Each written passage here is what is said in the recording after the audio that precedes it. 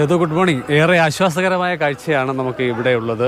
പശ്ചാത്തലത്തിൽ കാണാൻ സാധിക്കുന്നത് നിലയ്ക്കൽ KSRTC ബസ് സ്റ്റാൻഡാണ്. സാധാരണ സീസൺ സമയത്തുള്ളതിനേക്കാൾ ആളുകളുടെ എണ്ണത്തിൽ കാര്യമായ കുറവ് സംഭവിച്ചിരിക്കുകയാണ്. വെർച്വൽ ക്യൂ ബുക്കിംഗ് എന്നുള്ളത് തന്നെ കണക്കിലെടുക്കുമ്പോൾ ഇന്ന് 79,916 പേർ ദർശനത്തിനായി മുൻകൂർ അനുമതി തേടിയിട്ടുണ്ട്. ഇത് നിയന്ത്രണം വരുന്നതിന് മുൻപേ ഉള്ള ബുക്കിംഗ് തന്നെയാണ്. സ്പോട്ട് ബുക്കിംഗ് കൂടി വരുമ്പോൾ ഏറെക്കുറെ 80,000-അടുത്ത ആളുകൾ ഇന്ന് വരാൻ സാധ്യതയുണ്ട്. പക്ഷേ കഴിഞ്ഞ ദിവസങ്ങളിലൊക്കെ തന്നെ കണക്കുകൾ പരിശോധിക്കുമ്പോൾ ബുക്ക് ചെയ്തതിൻ്റെ അത്രയും തീർത്ഥാടകർ എത്താത്ത സ്ഥിതിയാണുള്ളത്. അടുത്ത ദിവസം ശനി ഞായർ എന്നുള്ളതാണ്, അവധി ദിവസമാണ്. 81,368 ആളുകളാണ് നാളെ വെർച്വൽ ക്യൂ വഴി ബുക്ക് ചെയ്തിട്ടുള്ളത്. ഒപ്പം തന്നെ ഞായറാഴ്ച 79,803 പേരും എത്തും എന്ന് തന്നെയാണ് കണക്കാക്കുന്നത്.